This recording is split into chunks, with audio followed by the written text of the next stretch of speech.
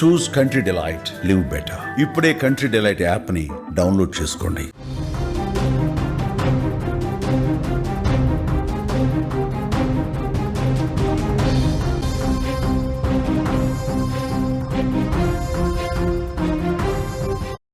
Team India cricket player Shreyas అయ్యర్కి ఏం జరిగింది?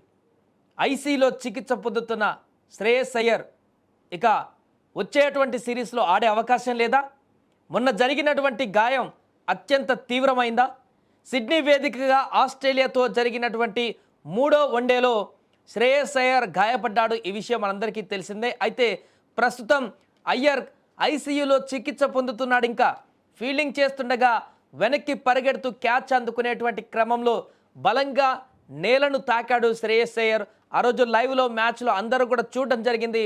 వెంటనే ఫీల్డింగ్ నుంచి వెంటనే గాయం తర్వాత బయటకు వెళ్ళిపోయాడు శ్రేయస్ అయ్యర్. దీంతో అతడి తీవ్ర గాయమైనట్టుగా ప్లిహానికి తెలుస్తుంది. తాజాగా మైదానం వీడిన అతన్ని బీసీసీఐ వైద్య బృందం వెంటనే ఆసుపత్రికి కూడా తరలించింది.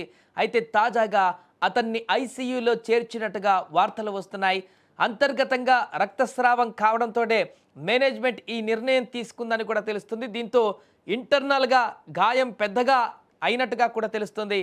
శ్రేయస్ అయ్యర్ ప్లిహానికి గాయమైంది. అతడి పరిస్థితి పైన వైద్య బృందం టెస్టులు ఇప్పుడు చేయించింది. ఆ రిపోర్ట్లు కూడా వచ్చాయి.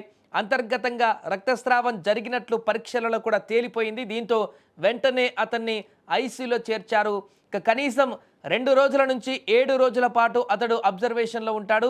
బ్లీడింగ్ ఆగిపోవడం, ఇన్ఫెక్షన్ కాకుండా ఉంటే అప్పుడు తదుపరి చర్యలు కూడా తీసుకుంటామంటూ చెప్పారు. టీం వైద్యుడు ఫిజియో ఎలాంటి రిస్క్ తీసుకోకుండా శ్రేయస్ను ఆసుపత్రిలో చేర్చారు. లేకపోతే ప్రాణాల మీదకు వచ్చి ఉండవచ్చు అంటూ కూడా తెలుస్తుంది. తాజాగా ప్రస్తుతం అతడి పరిస్థితి కాస్త నిలకడగానే ఉంది. శ్రేయస్ దృఢమైనటువంటి వ్యక్తి, తప్పకుండా త్వరలోనే కోలుకొని తిరిగి వస్తాడని కూడా క్రికెట్ వర్గాలు వెల్లడిస్తున్నాయి. ఏదేమైనా కూడా 3వ వన్డేలో ఆస్ట్రేలియాతో జరుగుతున్నటువంటి మ్యాచ్లో ఈ యొక్క గాయం అనేది జరిగింది శ్రేయస్ అయ్యర్కి. అయితే మొదట చిన్న గాయం అనుకున్నారు అందరూ కూడా. మ్యాచ్ చూస్తున్న సందర్భంలో క్యాచ్ పట్టేటువంటి సందర్భంలో కింద పడిపోయినప్పుడు పక్కటెముకలకు లైట్గా తలిగి ఉంటుంది అని చెప్పేసి అనుకున్నారు. కానీ ఇది ఇంత తీవ్రమైనటువంటి గాయంగా మారుతుందంటూ కూడా ఎవరు ఊహించలేదు. ఈ తరుణంలోనే తాజాగా వస్తున్నటువంటి వార్తలు క్రికెట్ అభిమానులందరూ కూడా, ముఖ్యంగా ఇండియా క్రికెట్ అభిమానులకు కూడా తీవ్ర నిరాశను కలగజేస్తున్నాయి. వచ్చేటువంటి సిరీస్లు ఇంకా ఉన్నాయి. ఆ సిరీస్ల వరకు కూడా శ్రేయస్ అయ్యర్ పూర్తిగా ఫిట్గా ఉంటాడా?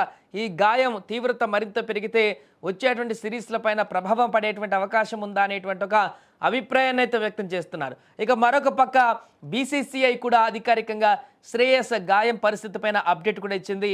ఎడమ పక్కటెముకల వద్ద ప్లీహానికి తీవ్ర గాయం కావడంతో అతన్ని ఆసుపత్రిలో చేర్చినట్టుగా కూడా అందులో పేర్కొంది. అయితే ఐసీయూలో ఉంచినట్లు మాత్రం ప్రస్తావించలేదు. కానీ అతడు ఐసీయూలోనే ఉన్నట్లు ప్రస్తుతం అన్ని రకాల మీడియాలో కూడా వార్తలు వస్తున్నాయి. మరొక వైపు తమ కుమారుడిని చూసేందుకు ఆస్ట్రేలియా వీసాలు మంజూరు చేయాలని ఇప్పటికే శ్రేయస్ అయ్యర్ కుటుంబం కూడా కోరినట్టుగా తెలుస్తుంది. దీంతో శ్రేయస్ అయ్యర్కు అయినటువంటి గాయ తీవ్రత మరింత ఎక్కువగా ఉన్నట్టుగానే తెలుస్తుంది. అంటే ప్రమాదం ఏది లేకపోయినప్పటికీ, అత్యవసర ప్రమాదం ఏమీ లేకపోయినప్పటికీ కూడా ఇది రాబోయేటువంటి భవిష్యత్తులో ఆడేటువంటి క్రికెట్ పైన ప్రభావం చూపించే మాదిరిగా మారకుండానే ట్రీట్మెంట్ కొనసాగిస్తున్నట్టుగా తెలుస్తుంది. అటు ఇంటర్నల్గా బ్లీడింగ్ అవ్వడం అనేది కూడా కొంత ఆందోళన కలిగించేటువంటి అంశంగా మారింది. అందుకే ఇక్కడ ఉన్నటువంటి వారి కుటుంబ సభ్యులు కూడా తీవ్ర ఆందోళనకు గురవుతున్నారు.